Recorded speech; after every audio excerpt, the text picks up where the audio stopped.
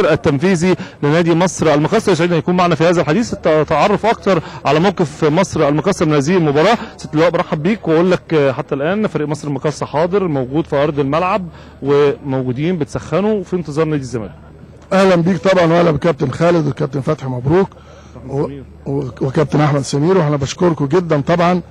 لكن الامور لازم تبقى واضحه جدا ومعلومه للجميع ان المشكله جت انه اتحاد الكوره اجل المباراه من السبت الى الحد، وفوجئت بالتليفون اللي هو محمد عبد السلام المستشار مرتضى منصور اتصل وعايزين طالبين تاجيل المباراه.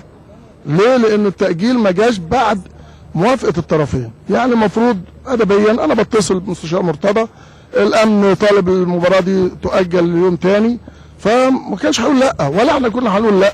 لكن ما تجيش تلوي دراع الناس وتقول المباراه بكره. مين اللي لوي دراع الناس؟ اللي شايفه الجواب اللي جه بيقول ان المباراه يوم الاحد طبقا لتوجيهات الامن.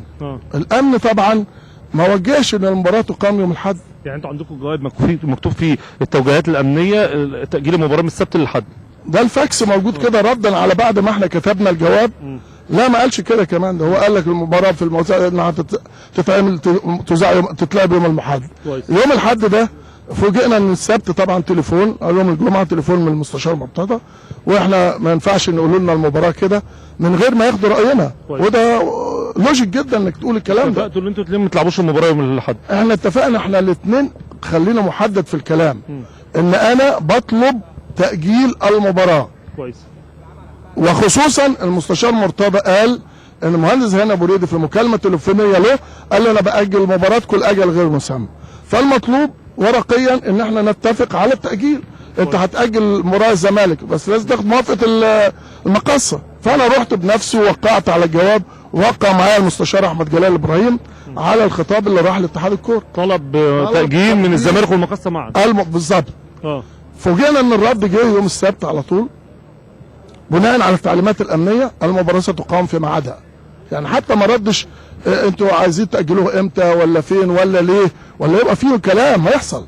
فوجئت ان طبعا هذا الكلام انا متضامن مع نادي الزمالك ومع المستشار مرتضى منصور، لانه ده حقه. زي ما النادي الاهلي طلب مننا ان احنا كنادي مصر المقاصه نبدل المباراه ونأجلها، وافقنا.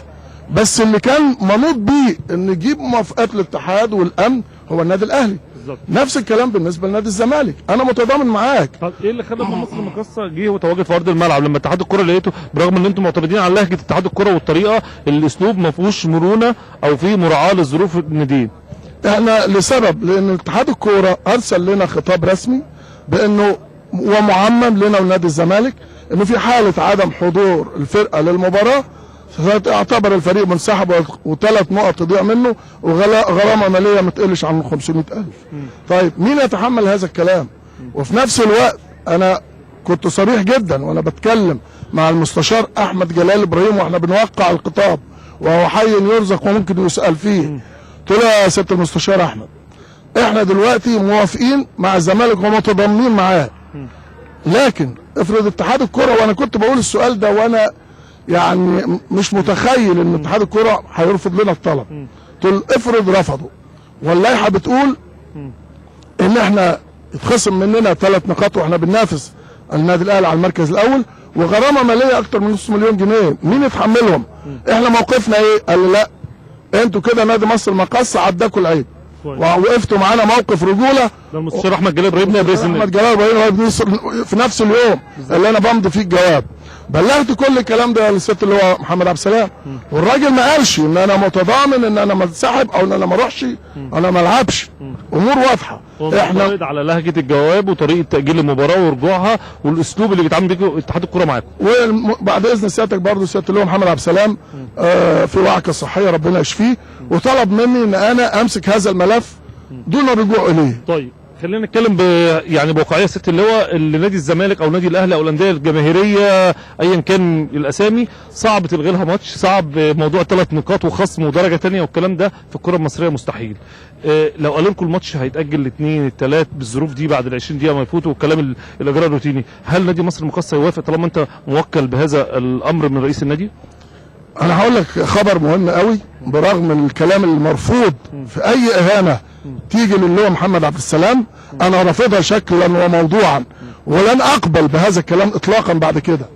ولكن وبما اني رحت وقعدت مع المستشار مرتضى وكنت واضح وصريح جدا معاه في عتاب شديد اللهجه ان الكلام ده ما يصحش يتقال، واحنا وقفنا معاك موقف رجولي، وفي حاجات كتير جدا اتكلمت انا وهو فيها في وجود المستشار احمد جلال وعلاء مقلب وحازم ميسين في مكتبه، واتفقنا على ان الامور يبقى في تعاون وفي امور تانية خالص. لغايه لما جينا وخلصنا ما ينفعش يتقال لي ان اللواء محمد عبد السلام اتفق على عدم الذهاب للملعب، ما حصلش، لان انا المنوط بهذا الكلام. وانا قلت للمستشار احمد جلال هنعمل ايه؟ قال لي لا عداك العيب. قلت له خلاص يبقى لغايه الساعه 7 الا 5 الفرصه متاحه للزمالك ورئيس مجلس ادارته والدنيا كلها، كلم زي ما انت عايز، واحنا لغايه قبل الميعاد ب5 دقائق يا هنقول لفرقتنا انزلوا الملعب، يا طبقا لتعليمات اللي هو محمد عبد السلام للخلف دور وارجعوا معسكركم. وردا على سؤال سيادتك، توجيهات اللي هو محمد عبد السلام ليا شخصيا ان لو احنا فزنا بالمباراه وعدت 20 دقيقه خدنا ال3 نقط وجم قالوا المباراه تعاد، فانا بقول لك بكل قوه احنا موافقين على الاعاده. ده اهم كلمه. انا بشكر حضرتك جدا، واعتقد باذن الله ازمه وتعدي على خير يا رب من الكره المصريه، واعتقد ازمه يعني كبرت زياده عن اللازم. والله هي ازمه بدون لازمه. تحياتي للكابتن خالد اللي موجودين في الاستاد.